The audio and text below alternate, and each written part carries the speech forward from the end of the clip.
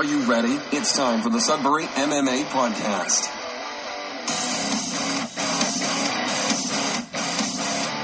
Well, it's a BAM. I'm trying something different here. I tried to add the intro onto the beginning of this podcast, so hopefully it works out well because I'm kind of playing with the computer and playing with the phone at the same time.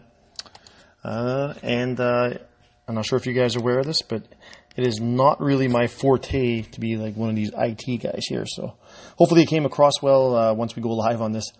That being said, I do have Mr. Justin Hebert himself hanging around after classes are done. It's Saturday, just finished classes. Well, sorry, I've been hanging around. These guys just finished classes.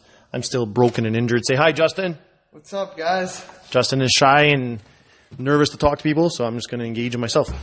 These guys rolled pretty hard. We got that new timer. It's pretty sick.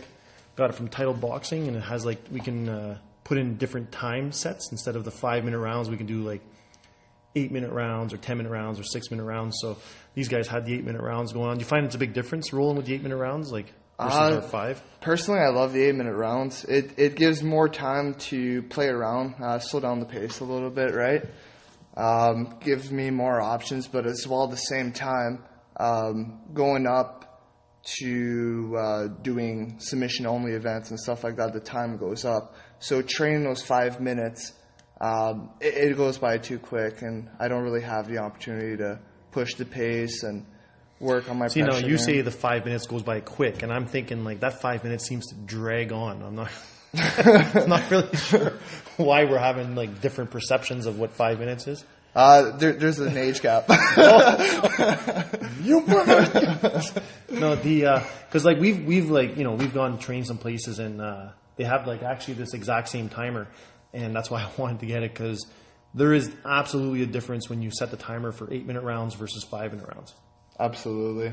The only thing that I think that's we're gonna have to try and revisit or figure out what we're gonna do is when it's 8-minute rounds and it's an odd person sitting out. That's a long time to sit out.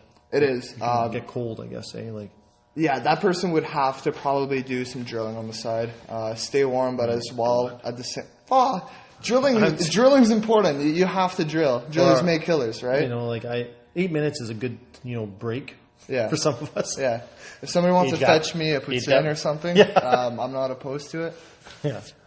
No, but the 8-minute rounds make a difference. It's kind of interesting when you said that you just did 3 rounds and you just went 24 minutes. I was like, that's right. Fuck, that is a long time. It's a long time, but it's a good time. I don't know. I love pushing it to the limits, right? When the endurance goes down, that's where you have to find where to push you. And for 24 minutes, I don't know. I enjoyed every second of it. Yeah, I think it's important too. Especially we have a lot of colored belts now at the club. And, the 5-minute round without sounding bad is almost not realistic if you're training for competition. Blue is 6 minutes. Purple, you're jumping up into the 8-minute rounds. And but there's a difference between a 5-minute round in the gym and a 5-minute round in competition. Oh, yeah. And if you can do a 5-minute round and you're gassed by it in training, then good luck doing a 5-minute in a competition. You got to bring up the time. You got to be able to push through, because once you drill and the nerves, everything hits you, you're going to get drained. And it's funny because I know we've been chatting for a couple of minutes on these rounds, not really exactly what we wanted to talk about in the podcast, but I was just thinking what people don't understand though is sometimes even I like to set the timer for 3-minute rounds too, because it changes the pace of the round in the gym. If you only have 3 minutes, you can't sit there and play a casual guard or a casual game. If you want to get the best out of that or the most out of that 3 minutes, you got to push the pace fast. Absolutely. Kind of when I mentioned about the 8 minutes, it was nice today just to work it and slow down the pace and work the technique, but also those sprint rounds are super important as well. You don't have the opportunity to stall or anything. You have to go. Yeah, so I think that's the thing. With this new timer, it's going to be good. Is we can actually vary up the training and vary up the rounds within the same class, as opposed to okay guys, setting the timer 5 minutes. And I found a pretty cool feature today. Which one? I can just keep the alarm buzzing if people don't start going. yeah. The 1 minute break in between rounds somehow dropped about 3 seconds. I control the remote now. Yeah. So while we got Justin here, I was going to say, man, people are probably, obviously you teach Friday nights, et cetera, people are probably, curious to know, what got you involved in martial arts and what you got you started. Because you used to play hockey before, right? Like before you actually got involved heavily in martial arts. That's right. I played competitive hockey for 12 years. So I've always been active. I've always been in sports. But you were a goalie though, right? I was. So is that still considered playing hockey? Oh, don't start with me. Yeah, sorry I don't sit on the bench for half the game. No, you just stand on the ice, just watch everybody else play. All right, so next social event, how about we put John in net? I got the equipment, we'll throw him in, and you can complain about your pulled groin for 20 minutes. I don't think I ever told you this story. Like I'm sure the people who know me well know I have not really played any other sport in my entire life. Like I don't know how to swim, I can't skate, But anyway, I remember. So you're not in a position to tell me that goalie's. But listen to this. I got a funny story. I had started at the jail, and there's like a Monday night hockey league and all that kind of stuff. So of course, when I first started there, people were like, "Hey man, you play hockey?" I'm like, "Well, no, I don't play hockey, but I mean, I could." Keep going. I want to see where this is going. So especially this is the in what I'm thinking is like the old timers Monday night league or something like that, right? Now. The problem is I can't skate. So anyway, they're like, okay, well, anyway, we happened to, we actually were on strike at the time, and they're like, you play hockey? I'm like, well, not really. I said, but I'll go in net. I'm thinking I don't want to run around chasing the puck and all this kind of, I'll just go in net, what's the worst that can happen? So anyway, I'm watching this guy. He's coming up on me, and this is probably going back about, it's going back about 15 years now. So I was, it's probably 40. No, I was not 40. You mother. No, I was like late 20s. I think it was 27. But anyway, so to make a long story short, I'm watching this guy, and he was like 40 at the time. So I'm a typical young punk. I'm watching him. I'm like, okay, this guy's reliving his youth there, coming at me on a breakaway with a ball. So it was one of those like little orange balls. Now this guy actually played pretty high level of hockey. I have no idea what the level was called, because I don't really know anything about hockey, but I know he played a pretty high level of hockey because that's what everybody said. So anyway, I'm watching him, and I'm kind of standing in the net, and he hit the ball. I'm like, what the? The ball came so fast and so hard, it hit me. It hurt. Holy shit. I'm like, get me out of here. I'm like, if this guy's hitting the ball that hard, I am not going in net anymore ever again. So like, you didn't have the balls to play with a puck? No. Like, why would some of those pucks, like how fast, how many miles an hour? Okay, take this in consideration. You think that's crazy? So like when I was growing up, we'd play on. My dad had an outdoor rink. Yeah. This guy my dad used to go in net with no equipment. He'd go with rubber boots. We all got skates. We're playing with a puck, and we're all taking shots. He's got rubber boots on. He's got rubber boots on and no equipment. He's just in net. Why? Why would he do that? Crazy farmer. I don't know. No. So yeah, so ever since then, we always hear it. Goalies are a bit crazy, and that's my experience as to attesting as to why. Plus, I get to meet all kinds of people like you who confirm the fact that goalies must be nuts to play that position. Dedication. So how long did you play hockey? 12 years. 12 years. And when you say competitive, yes. What kind of levels and all that kind of stuff? Just competitive. So I played double A most of my life, pretty much. So I played that my whole life, and to be honest, I didn't take it that seriously, training off to the side. It took me a bit to understand how important that strength conditioning is, and how much work you have to put in until I was about probably 13, and that's when I started to really push through and train every single day, put in the work, and that's where I learned that, if you put that as your priority and you push the pace and you take the time to work on your conditioning, your strength, and all that, then that's going to be a huge difference maker to getting to higher levels. Exactly. And it's interesting because we have the same thing in jiu-jitsu. I call it recreational competitors, and then serious competitors. And it's not an insult to people who do the occasional tournament, or even let's say the local circuits and stuff like that. But most of the people who participate in these types of tournaments, especially at the white belt level, for example, and even in the blue belt level, a lot of them are recreational competitors. These people have full-time jobs. They train once or twice a week, maybe 3 times a week leading up to a tournament, and then they jump into the tournament to kind of test their skills and whatnot. But But the reality is the people that are, let's say, at the top of the food chain, even at the local tournaments like the OJA circuits, the highest competitors of blue and the highest, at purple and especially adult brown black, like these guys don't train recreationally or compete recreationally. Like even like in your case, like you're making a run at the blue belt division, blue belt absolutes, and you've had some pretty good success in your first year as a blue belt. But how many days a week do you train? Every day. Every day. Every day. So most of the time I'll train a full week, and then the next week I'll take like one day off, and then I'll train a full week, and then the week after I'll take a day off. Yeah. So I mean, like, so and you probably have your background in hockey. And that's sort of probably helped you get ready in, knowing what it takes to compete at the higher levels.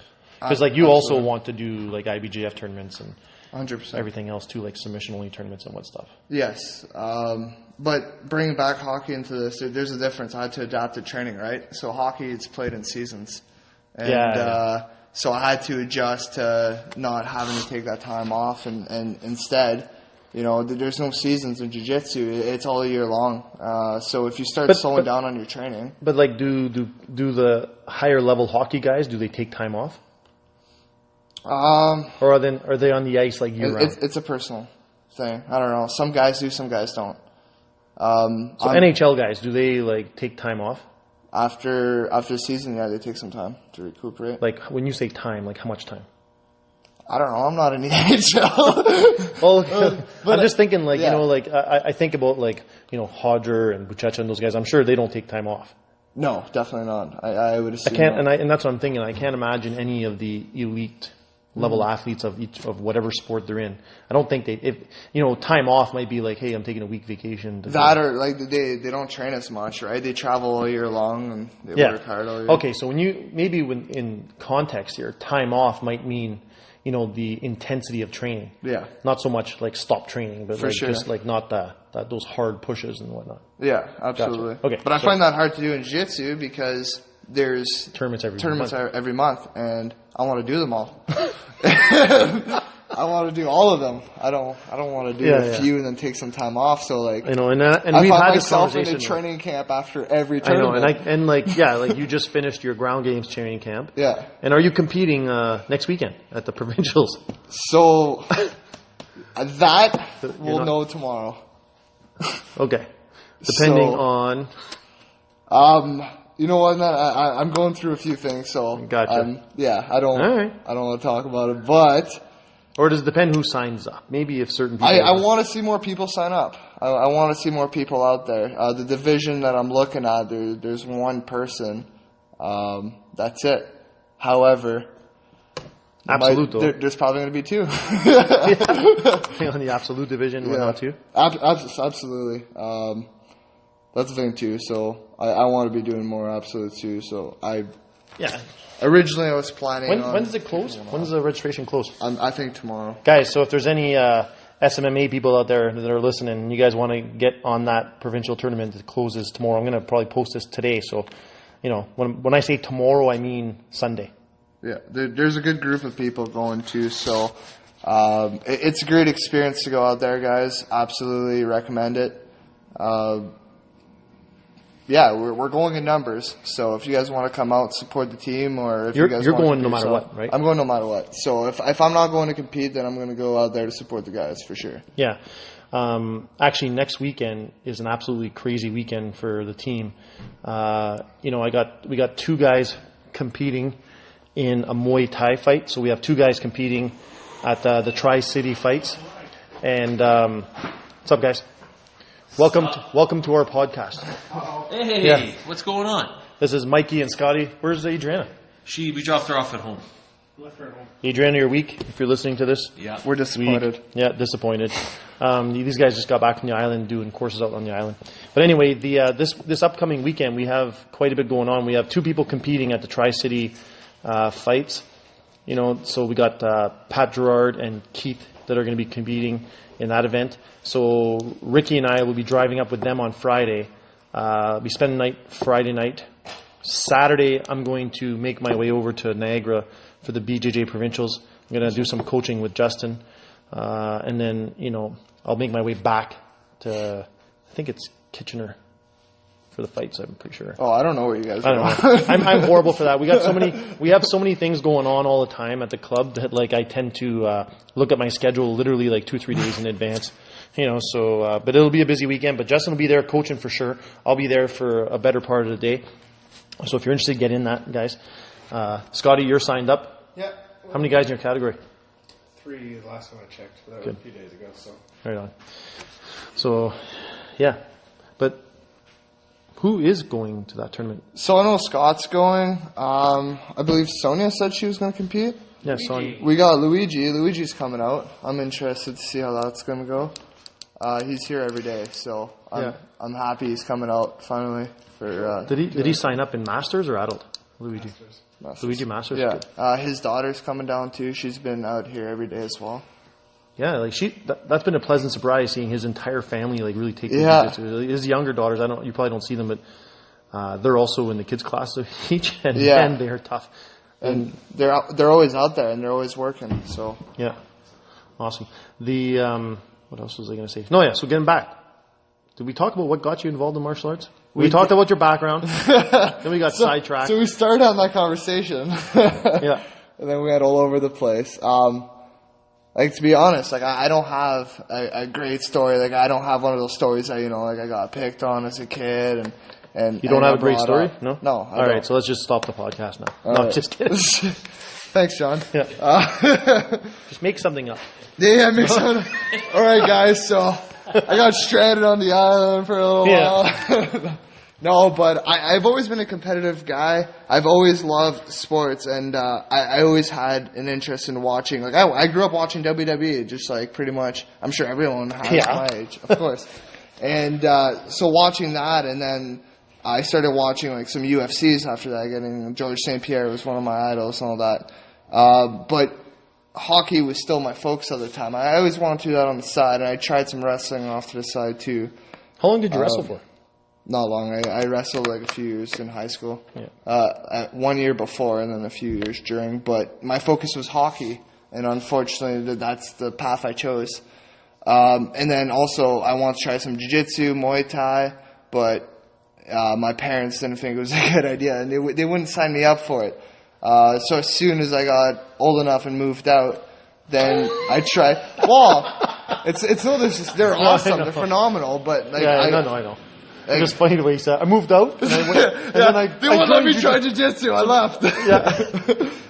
No, but I moved out, I tried boxing. Just for those people listening, like, he moved out, he actually bought a house, he was working, and this is a fact. Like, he just didn't, like, you're not letting me do jiu-jitsu, I'm moving out. I tried boxing. And now his parents are huge fans of jiu-jitsu. Yes. Well, I was getting to that, John. Yeah, okay. No, but I tried boxing for a bit, and then I gave a go at bodybuilding. So I tried everything, but nothing was giving me the challenge I wanted. Or like, I wasn't getting deep enough. Like, there was nothing that was really catching my attention. And then I tried out Muay Thai first, and I loved it, and I signed up. And then after a bit, I tried out some jiu-jitsu, and I got my ass kicked. Like, I got the shit.